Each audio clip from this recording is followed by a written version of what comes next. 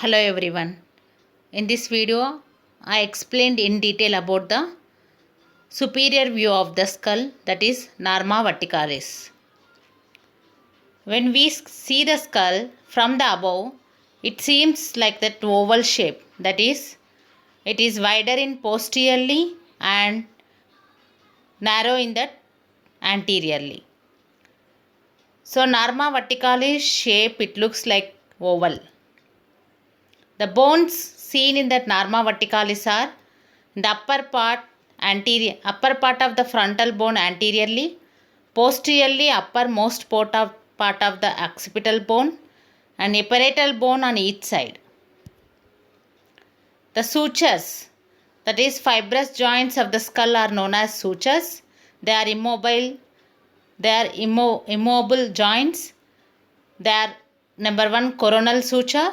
It lies between the frontal and two parietal bones and it crosses the cranial vault from side to side. Number two, sagittal suture. So it lies between two parietal bones. It is located in the median plane. Number three, lambdoid suture. It lies between occipital and two parietal bones. It's shaped like a letter lambda. So therefore the name lambdoid suture. So these sutures, along with this, a metopic suture present in 3 to 8% of cases. It exists in the median plane of the frontal bone.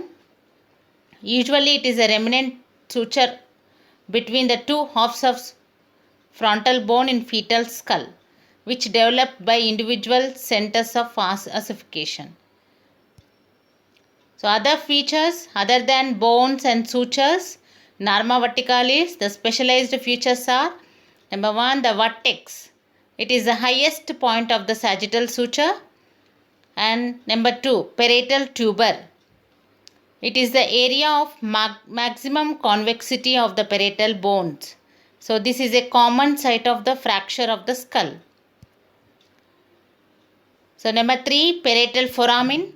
So one on each side of the sagittal suture, 2.5 to 4 centimeters in front of the lambda. The parietal foramina transmits an emissary veins from the veins of the scalp into the superior sagittal sinus. Emissary veins are the specialized veins of the skull. They are divided of the walls. It equalizes the pressure. Number 4, the oblivion. It is the point on the sagittal suture between the two parietal foramina. So next important feature on the Norma verticalis, it is the bregma. It is a meeting point of coronal and sagittal suture. In fetal skull, this is the site of membranous gap. So in the fetal life, at that bregma, there is no union of coronal and sagittal suture. So there is a membranous gap is present. It is also called anterior fontanelle, which closes at 18 months of age. Next is that lambda. It is a meeting point between the sagittal and lambdoid suture. It lies posteriorly. In the fetal skull, it is the site of posterior fontanelle, which closes at 2 to 3 months of the age. So total fontanelles of the skull. So fontanelles are nothing but these are the membranous gaps. So number 1, that is the bregma, lies in the anteriorly, known as the anterior fontanelle in between coronal and sagittal suture. It closes at 18 months, that is 1.5 year age. Number 2, lambda. It lies in the posteriorly, known as the posterior fontanelle, closes at 2 to 3 months of age. Then sphenoidal sinus, it lies in the anterolaterally, they are 2 in number. And next mastoid fontanelle lies in the posterolaterally, they are 2 in number. So total 6 fontanelles are present in the fetal skull.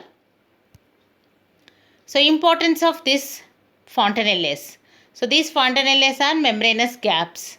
So fontanelles are the sites of growth of the skull. It permits the growth of the brain.